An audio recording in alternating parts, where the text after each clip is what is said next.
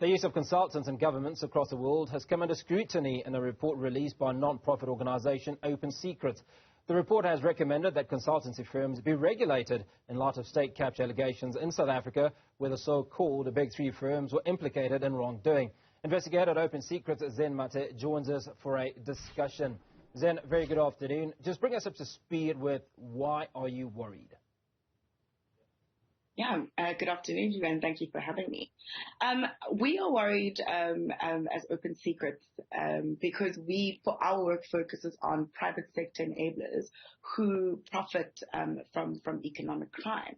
And so when we're looking at the current context of our country at the moment and how difficult it is for us to have as a country be bouncing back from the context from which the Zondo Commission has uncovered of state capture and corruption, we're facing rolling backouts from Eskom. We're facing austerity measures, and with the prices of everything increasing.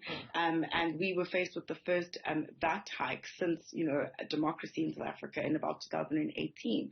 So when we're looking at all of this, we're saying that crucial to the discussion when we're talking about state capture and corruption are the private sector enablers, without whom the machinery of state capture and corruption in our country would not have been able to function in the sophisticated manner that it has. And our work has previously looked at the banks and the auditors, and this is a third volume on our work around this, and this one looks at the consultants. And to be clear, that we spotlight McKinsey, Bain & Company, and BCG. And what we essentially are saying is that the role that these consultants have played in enabling state capture and corruption, both in South Africa and abroad, is just a concerning issue that isn't part of the public narrative when it comes to state capture and corruption. And so we mapped that this is an ongoing thing that is actually a global phenomenon. And it isn't necessarily a South African problem, so much so that it is an issue in terms of how consultants globally can do business across the globe. Now, Zen, you talk about state capture, and that obviously speaks to specific countries. But let's talk about the global influence of some of these firms. Now, Bain in particular, we know that they were recently banned in South Africa, and they were banned, I think, in the UK, but albeit very, very briefly. Does it speak to the power or circle of influence of some of these consulting firms? Yes, it does. It does speak to the circle of influence of some of these consulting firms. I think, just for example, as you've mentioned, Bain. In the case of South Africa, Bain, and as has been uncovered in the Zondo Commission, and as we cover in this report, Bain was instrumental in the gutting of South Africa's tax revenue agency. And essentially, what the Zondo Commission in its findings made was that, Bain was involved in collusion with former President Jacob Zuma and then SARS Commissioner Tom Moyana, from conception to collusion to capture. And what we had previously was a tax collecting agency that was reputable across the globe. And so what happened thereafter from about between 2017 to 2021 was that Bain was essential and involved in bringing the tax collection agency of the country to its knees. And why that is important, essentially, is as a country we are faced with servicing our debt, and with nearly 50% of our debt to 50% of our debt to GDP ratio as a country. So that's R1 for every R5 raised is going to debt in our country. And with a tax collection agency that's been brought to its knees by a global consulting firm, you have a state that isn't able, without a buffer, to provide the social security measures and mechanisms that come as constitutional rights to the people of this country. And so when we're talking about who's bearing the brunt of the way that consultants do business, pocketing money and leaving the South African public worse off for it. We're talking about that kind of global influence. And when we're talking specifically about that global influence, that is a US-based firm that has now been able to come in and operate in South Africa and essentially wreak havoc, and apologizing and paying back the money is not enough. It does not bring into account the social cost. And so when we've seen the ban on Bain, I mean, it does go to show that there is important work in holding these powerful corporate actors to account. But unfortunately, for example, when the ban on Bain was affected, it was lifted by the UK. And so you see something of 2 steps forward and 1 step back. And we're continuing to spotlight this issue and adding pressure to ensure that, there isn't a lift on bans Bain, for example, by Treasury in South Africa. Now, the report proffers stronger regulation for consultancy firms and a ban on government contracting management consultancy firms in South Africa. Could you explain how implementing such measures could address the challenges posed by these firms? I mean, I think implementing such measures would be a huge step in regulating consulting firms. So the issue is that also consulting firms aren't like other professions in that we don't have regulatory bodies to regulate consulting firms.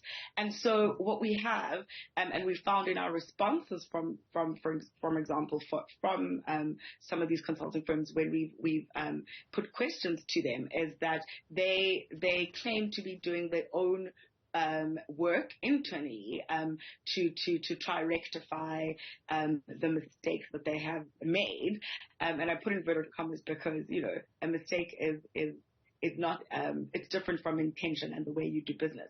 And what is the reality is that they are unbeholden to anyone. There's no regulator, and they turn towards themselves in often investigations that are internal and aren't made public, and to say that they've rectified issues. So there is no formal processes and regulatory bodies to be able to hold them to account. And so one of the important steps would be to have regulations and regulatory bodies, first of all, that would ensure lifting of a veil of secrecy that surrounds a lot of how global consulting firms operate and the way that they do business, but also so that they can be held to account with formal institutions that are put precisely for that to be done. So if we go across our borders, Isabel dos Santos rose to international fame under the guise of being a self-made billionaire in Angola. Now, could you share more insight into the evidence that implicates Boston Consulting Group in Angola and Saudi Arabia, despite obviously not being linked directly to South Africa's own state capture? Absolutely. And I think that again, so BCG and Isabel dos Santos Isabel dos Santos in Angola used with the help again of global consulting firm BCG to pocket to empty state coffers and pocket millions and millions and millions of rands worth of money, leaving the Angolan state coffers empty, to put it lightly. And again, we see here in the case of BCG and dos Santos in Angola a similar fashion to, for example, McKinsey and Company and the companies that it worked with in South Africa, and Bain and Company and the company that it worked with in South Africa as well. We see that there's a global pattern of these consulting firms working with individuals that seek to not only just profit, but profit at the expense of the public and through various state institutions. So what we saw in BCG was Isabel dos Santos building various companies, which were then used to siphon money through tender and contract out of the Angolan state's money, and that was helped by BCG consulting firm. And so, in the report we detail different instances across the globe of how the likes of BCG in Angola, for example, the specific case study with the links to the Dos Santos and Bain and Company in South Africa and McKinsey in South Africa, that this is the way that global consulting firms are used, but not only used, are also using themselves to reputation launder and also to launder money. And the issue with that is that when you are profiting at the expense of a public, it also means that the work that you're doing is not only criminal and economic crime, it's also anti-democratic. And so this is an important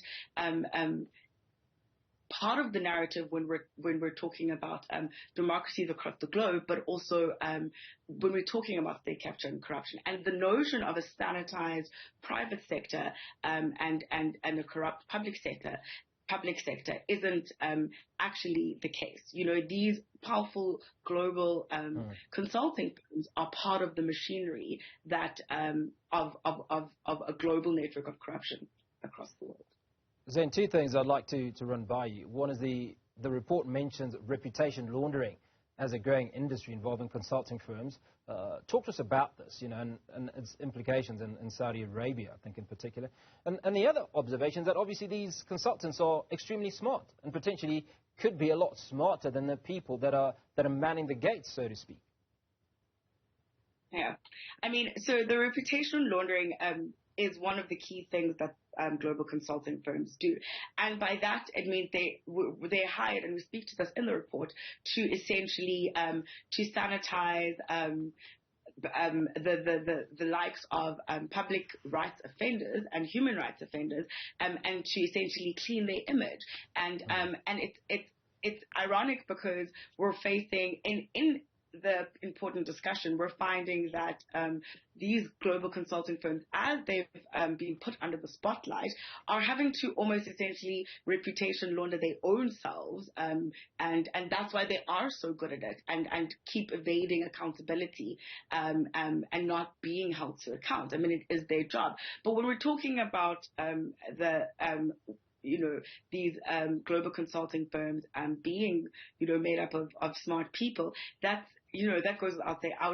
That's arguable that all industries are made up of smart people. But I think one of the things that we speak about in the report is that oftentimes global consulting firms aren't experts in the field that they are being called to advise on. They've been called to advise on,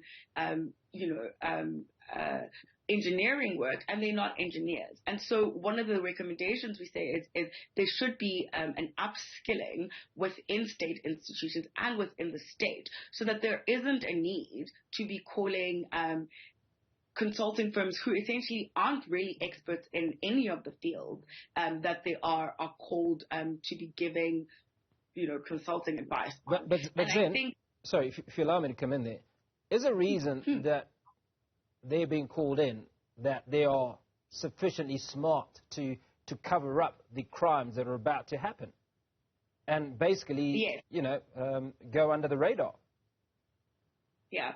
I mean, that is precisely why one of our key recommendations is that we have formal regulatory bodies put in place to lift the veil of secrecy around the work that global consulting firms do. What is the secret? That is the question. Why is it completely allowed for your industry as a whole to operate in a cloak and dagger mystique shrouded by secrecy? And it's precisely that point that you raised, that it is then, we have to then call the kettle black to say that means that the work that you're doing is oftentimes criminal activity, and you being called to advise criminal activities of various state institutions and various individuals, and that is to the tune of billions. And I think precisely the issue is that this is costing billions and billions of rands. And so they are pocketing all of this money for criminal advice. And it's difficult to not understand that the bottom line is that this is costing states across the world hundreds and hundreds of millions of rands, and global consulting firms are just getting all the richer for it. And it's almost as if you perpetuate the need for yourself as a global consulting firm as you do the work that you continue to do. And so you are the reason you need to continue to exist. And so that's the difficulty as well. But I think just to add to that, again, linking to the issue when it comes to a global consulting firm making decisions, for example, on a country, you are not elected by the voters of the public.